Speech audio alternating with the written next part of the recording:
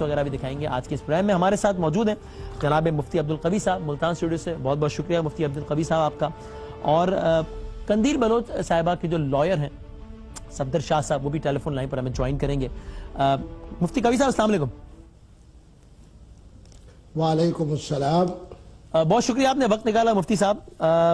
سب سے پہلے تو یہ بتائیے گا کہ یہ تو ٹھیک ہے نا کہ یہ معاملہ شروع ہوا آپ کی اور قندیل بلوچ صاحبہ کی ایک ملاقات سے. وہ ملاقات کس کی خواہش پر ہوئی تھی؟ بسم اللہ الرحمن الرحیم. جس واقعے کی طرف آپ اشارہ فرما رہے ہیں یہ تقریباً کچھ 17 ماہ پہلے کا ہے. ماہ رمضان کی 13 تھی. ٹیلی فون گواہ ہے کہ محترمہ نے مجھے ٹیلی فون کیا. محترمہ کو میں نے کہا کہ آج کی بجائے آپ کل دوپہر 1:30 بجے آئیں. یہ ساری باتیں وہ ہے جو آن ایئر آ چکی ہیں. ہاں لیکن سب سے پہلے ان سے ملنے کی خواہش کا اظہار تو آپ نے کیا. نہیں، وہ تو مزاحیہ پروگرام تھا. تو اس مزاحیہ پروگرام میں میں نے ان کو کہا کہ آپ کراچی میں رہتی ہیں؟ تو انہوں نے کہا جی ہاں میں کراچی میں ہوں. تو میں نے کہا میں چاند دیکھنے کے لیے کراچی آتا رہتا ہوں. تو انہوں نے کہا آپ میرے ہاں تشریف لائیں. تو میں نے بحیثیت وہ ذرا دکھا دیتے ہیں، وہ ذرا لوگوں کی یاد دہانی کے لیے دکھا بھی دیتے ہیں کہ آپ نے کس انداز میں کیا تھا کہ لوگ فیصلہ کر لیں کہ وہ کیا مزاحیہ انداز میں تھا یا کیا تھا معاملہ. وہ ذرا دکھا دیجیے گا وہ پروگرام کے جس میں یہ بات چیت تھی جس کا مفتی صاحب تذکرہ کر رہے ہیں. السلام علیکم مفتی صاحب. وعلیکم السلام. کیا حال ہے محترمہ؟ جی میں اللہ کا شکر ہے. آپ کراچی میں ہوتی ہیں؟ جی میں کراچی میں ہوتی. چلو میں بھی چاند دیکھنے والی کمیٹی کا جو ہے وہ کنوینر ہوں. تو میں نے چاند دیکھنے کے لیے شعبان میں بھی آنا ہے اور رمضان میں بھی. تو انشاءاللہ ملاقاتیں ہوں گی. جی ضرور. اچھا مفتی صاحب ہوگی ہماری. یہ آپ ایسے عذرائے مذاق ان سے کہہ رہے تھے کہ ہوں گی ملاقاتیں ہوں گی. نہیں، آپ نے آگے والا حصہ نہیں دکھایا. آگے والے میں نے ان کو کہا کہ جی میں اس شرط پہ آپ کے پاس آؤں گا کہ آپ یہ وعدہ کریں آن ایئر کہ آپ ماہ رمضان کے روزے رکھیں گی. تو انہوں نے آن ایئر ہی یہی بات کہی کہ مفتی صاحب میں وعدہ کرتی ہوں کہ میں ماہ رمضان کے پورے 30 روزے رکھوں گی. تو معنی یہ تھا کہ ایک بحیثیت عالم دین ہونے کے میں یہ چاہ رہا تھا کہ جب وہ روزے رکھیں گی تو یقیناً اللہ رب العالمین دینی حوالے سے ان میں ایک انقلاب پیدا کریں گے. اور ایک مسلح کے لیے اور عالم کے لیے لازم یہ ہے کہ کسی کو برا نہ سمجھے. انسان کو اس کا جو ایک معاملات ہے جس کو ہم کہتے ہیں گناہ سے نفرت ہو، گناہ گار سے نفرت نہ ہو.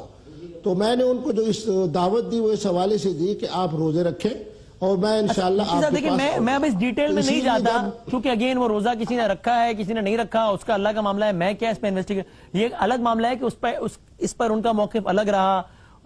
وہ کہتی ہیں کہ وہ کہتی رہی کہ جناب آپ نے روزہ نہیں رکھا تھا. اور اس حوالے سے بھی بیان میں تضاد ہے جس کی ڈیٹیل میں نہیں جا رہا اس لیے کہ اس سے مجھے انٹرسٹ نہیں ہے کہ روزہ کیوں کسی نے رکھا کسی نے نہیں رکھا. لیکن چلیں یہ بتائیے، یہ بھی ایک فیکٹ ہے کہ اس کے بعد ان ملاقاتوں کی جو تصاویر یا ویڈیو سامنے آئی وہ آپ کی مرضی کے برخلاف تھی جس سے آپ کے امیج کو اور آپ کے عہدوں کو نقصان پہنچا اور آپ نے اس بات کا برا منایا. یہ ٹھیک ہے بات؟ نہیں، میں روزے کی جو بات ہو رہی تھی نا کہ میں روزے سے تھا یا نہیں تھا، آپ وہی اس طرف نہیں جانا چاہتے، میں بھی نہیں جانا چاہتا.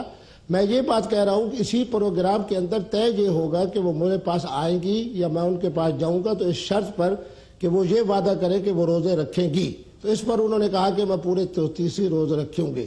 اب جو بات آپ فرما رہے ہیں اس کے مطابق آپ نے جو سوال کیا ہے وہ یہ کہ اس ملاقات کے حوالے سے جب محترمہ نے سیلفی بنائی تو میں بالکل یہ بات صحیح طور پہ کہہ رہا ہوں کہ مجھے معلوم تھا کہ محترمہ سیلفی بنا رہی ہیں. کیونکہ یہ بھی محترمہ نے اپنے پروگرام میں اس کو تسلیم کیا ہے کہ مفتی صاحب نے مجھے 3 دفعہ یہ کہا کہ تم میری بیٹی ہو. تو جب انہوں نے سیلفی بنائی تو میں نے ان کو کہا کہ میں نے کہا محترمہ اخلاقیات کے دائرے میں رہنا چاہیے. تو انہوں نے کہا مفتی صاحب دل کا پردہ ہوتا ہے. یہ ساری باتیں آن ایئر آ چکی ہیں. ٹھیک ہے، اور وہ اب اس دنیا میں نہیں ہے، اس لیے میں نہیں چاہتا کہ ہم کوئی ایسی بات کریں جس سے ان کے حوالے اب ظاہر ہے وہ تو جواب دینے کے میں تو سوال پوچھنا بتائیے نا کہ اس کی تصاویر منظر عام پر آئیں وہ آپ کی خواہش کے برخلاف تھیں اور اس سے آپ کے امیج کو نقصان پہنچا اور آپ نے اس کا برا منایا. یہ فیکٹ ہے؟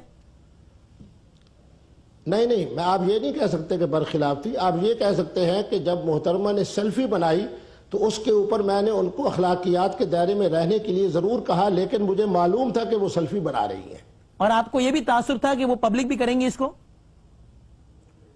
ہاں، میں نے جب ان سے پوچھا نا تو میں نے کہا یہ آپ کیوں بنا رہی ہیں؟ تو انہوں نے کہا کہ میرے 6 لاکھ کے قریب فالوورز ہیں تو ان کو میں یہ بتاؤں کہ میں مفتی صاحب کے پاس گئی تھی اور میں نے ان کے ساتھ یہ سیلفی بنائی. پھر یہ تصاویر جب منظر عام پر آئیں تو آپ کو رویت ہلال کمیٹی سے ہٹا دیا گیا, آپ کے بارے میں بڑی تنقید ہوئی, تو آپ نے برا منایا اس کا؟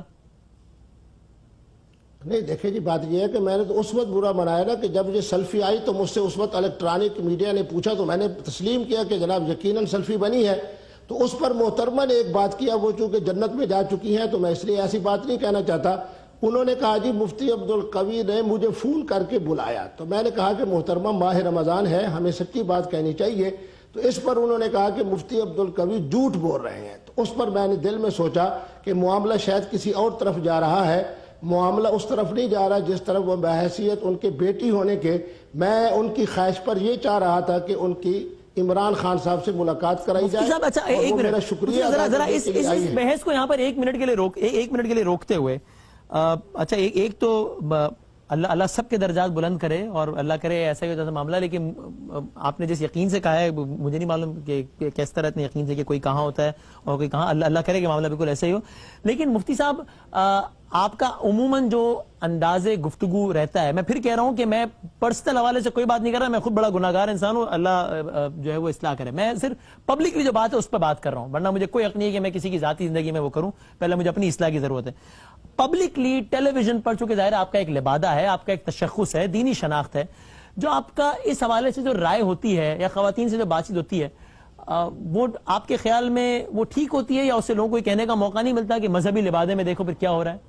مثلا میں اس کی ایگزامپل کے لیے ایک کلپ دکھانا چاہتا ہوں, وہ کلپ دکھا دوں اور اس کے بعد پھر میں اس سے بات کرتا ہوں. جس طرح آپ بتائیں کہ جناب میں PIA میں ٹریول کرتا ہوں تو یہ ہوتا ہے اور وہ ہوتا ہے, ذرا میں دکھا دوں اس کے بعد پھر ذرا بات. جی دکھائیے گا. جب بھی سفر کرتا ہوں نا تو سب سے پہلے میں دیکھتا ہوں کہ ان میں سے زیادہ خوبصورت شکل والی کون ہے. جس کو دیکھو نا کہ اس کا چہرہ خوبصورت ہے تو اس کو یہ کہو کہ تو میرے لیے دعا کر. کیوں کہ اللہ کی یہ نعمت جو اللہ نے تجھے دی ہے, بے شک, تو جب اللہ کی اس قدر نعمت تیرے اندر موجود ہے تو یقیناً اللہ تیری دعا بھی تو قبول کریں گے. تو میں چاند دیکھنے کے لیے گیا تو ہم نے اعلان کر دیا کہ اگلے دن عید ہے, عید الفطر. اب مجھے وہاں عید پڑھانی ہوتی ہے. میں نے جب جو ہمارے پروٹوکول افیسر تھے ان کو میں نے کہا میں نے ملتان ہر حالت میں جانا ہے. اس نے کہا جی ایک ہی فلائٹ جا رہی ہے اور اس کے اندر 36 لوگ اوور ہیں.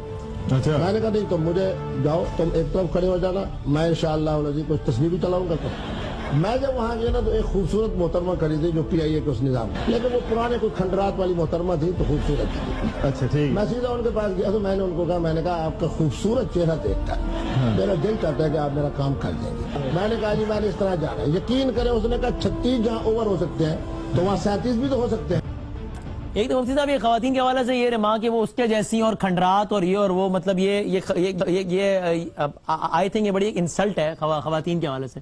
اور دوسرا جو اس نوعیت کی گفتگو آپ فرماتے رہے تواتر کے ساتھ ٹیلی ویژن پروگرامز میں, اس سے لوگوں کو کہنے کا موقع نہیں ملے گا کہ یار مذہبی لبادے میں دیکھو یار یہ تو اس طرح کے ہوتے ہیں یار لوگ. دیکھیں جی بات یہ ہے کہ اسی طرح کا ایک پروگرام جو وینا ملک صاحبہ کے ساتھ ہوا, آپ نے دیکھا کہ کس شہرت تک پہنچا. پھر آج وینا ملک صاحبہ کا جو صاحبزادہ ہے وہ قرآن مجید جو ہے وہ حفظ کر رہا ہے. انجمن صاحبہ کے ساتھ ہوا تو وہ ایک گھریلو خاتون بنی. تو مقصد یہ ہے کہ عالم دین ہونے کے انسان کی نگاہ جو ہے وہ ایک اصلاح کی طرف ہونی چاہیے. جو کلپ آپ نے دکھایا ہے یہ میں بالکل حقیقت کی بنیاد پہ کہہ رہا ہوں کہ PIA کی محترمہ کو جب میں نے 2 احادیث مقدسہ سنائی کہ ان اللہ جمیل یحب الجمال, یہ حدیث سنائی اور وہ دعا والی حدیث سنائی, تو اللہ رب العالمین نے ان کے لیے میرے لیے ایسے نرمی پیدا کی کہ انہوں نے کہا جہاں 36 اوور ہو سکتے ہیں وہاں 37 بھی ہو سکتے ہیں. مفتی صاحب آپ اپنا بورڈ کارڈ لیں اور وہاں سے تشریف لے جائیں. تو معنی یہ ہوتا ہے کہ انسان کو اپنی گفتگو کے حوالے سے اس تدین کو قائم رکھنا چاہیے جو اس کے علم کا تقاضا ہے. خدا نخواستہ اس کو اگر آپ دوسری طرف لے جائیں گے تو اس طرح آپ خود فرما رہے ہیں کہ کسی کو کسی پر بدگمانی کرنے کی ضرورت نہیں ہے.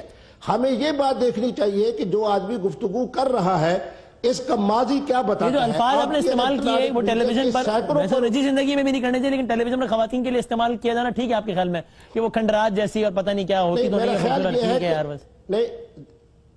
نہیں مجھے آپ خود بتائیں محترم کہ سینکڑوں کی تعداد میں میرے پروگرام آئے جو علماء حضرات کے ساتھ تھے, جن کے اندر فقہ کی باتیں ہوئیں, احادیث کی بات ہوئی.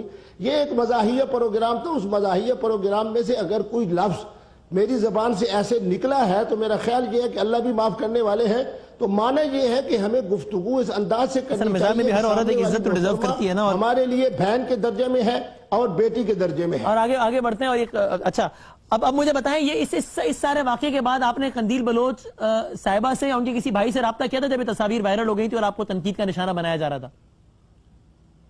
دیکھیں جی، میں یہ بات حلفاً کہتا ہوں کہ واللہ باللہ مجھے کوئی پتہ نہیں تھا کہ یہ محترمہ کہاں رہتی ہیں. انہوں نے مجھے خود سے اتنا بتایا تھا کہ ان کے والد مظفر آباد کے ساتھ ایک القریش جو ہے وہ کالونی ہے، اس آپ میں نے رابطہ رہتے کیا ہیں. تھا مفتی صاحب؟ باقی یہ کتنے قندیل صاحبہ سے، ان کے بھائی سے، کسی سے ظاہر ناراضگی کیا تھا آپ نے؟ نہیں، یہ تو محترمہ نے اس وقت جس وقت سیلفی بنائی تو اس وقت انہوں نے یہ تذکرہ کیا کہ ان کے والد جو ہے یہاں ملتان کے ساتھ جو مظفر آباد ہے القریش وہاں مکان میں رہتے ہیں. باقی ان کا کس قوم سے تعلق ہے، کتنے ان کے جناب بھائی ہیں، ان کا کس قبیلے سے تعلق ہے اور ان کے یہ لوگ کہاں رہتے ہیں، بالکل قطعی طور پر نہ مجھے پہلے معلوم تھا جب سیلفی بنائی جا رہی تھی، نہ ان کے قتل سے پہلے معلوم تھا. قتل کے بعد یہ ساری چیزیں آپ کہہ رہے ہیں کسی سے کوئی رابطہ نہیں ہوا؟ کسی سے کوئی رابطہ نہیں ہوا ان کے قتل سے پہلے؟ قطعی طور کے اوپر یہ تو میرے سعودی عرب میں موجود قندیل بلوچ صاحبہ کے بھائی سے آپ نے رابطہ نہیں کیا تھا؟ قطعی طور پر، یعنی میرے ٹیلی فون گواہ ہے کہ میں نے کبھی بھی سعودی عرب ٹیلی فون نہیں کیا، نہ کہ سیلفی سے پہلے. میں آپ کو چلے معلومات کی بنیاد پر بتا رہا ہوں، قتل سے پہلے میں آپ کو معلومات کی بنیاد پر بتا رہا ہوں اپنی. اور یہ جب کیس کھلے گا تو یہ بات منظر عام پر آ جائے گی کہ اس کیس کے بعد سعودی عرب کے ایک نمبر سے آپ نے کالز کی ہیں اور اسی نمبر پر قندیل بلوچ صاحبہ نے بھی کالز کی ہیں سعودی عرب کے ایک نمبر پہ. اتنا اسپیسیفک کہہ رہا ہوں. میں بالکل یہ بات حلفاً کہہ رہا ہوں کہ میرے ٹیلی فون پر کہیں بھی سعودی عرب کے لیے کال نہیں ہے، کیونکہ یہ تو وہ خود بھی مانتے ہیں کہ مفتی عبدالقوی نے ٹیلی فون نہیں کیا. سعودی عرب سے ایک ٹیلی فون آیا تھا، شاید وہ جناب قندیل بلوچ صاحبہ کا بھائی کا ہے، اس نے قندیل بلوچ سے بھی رابطہ کیا اور اسی نمبر سے مفتی عبدالقوی کو بھی فون کیا. یہ تو وہ خود مانتے ہیں کہ سعودی عرب سے فون آیا ہے. مفتی عبدالقوی نے آیا تھا؟ آپ نے کوئی کال ریسیو کی تھی سعودی عرب سے؟ آج میں کوئی کال ریسیو کی تھی آپ نے سعودی عرب سے؟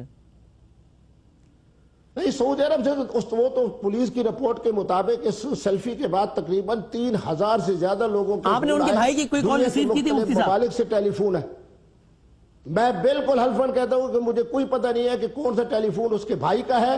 سعودی عرب سے جناب مختلف قسم کے ٹیلی فون جب آئے تو ان کے نزدیک ان میں سے ایک ٹیلی فون ایسا ہے جو اس کے بھائی کا تھا اور اس کے بھائی نے فون کیا ہے. اور یہ بڑی عجیب سی بات ہے جو میرے لیے بڑی، ان کے نزدیک ان کا بھائی تھا. آپ نے جنہوں نے کال ریسیو کیا آپ کو نہیں پتا کون تھا؟ اس نے بھائی نے کال کی اور بتایا نہیں میں کون ہوں. ہاں واللہ باللہ مجھے کوئی پتہ نہیں.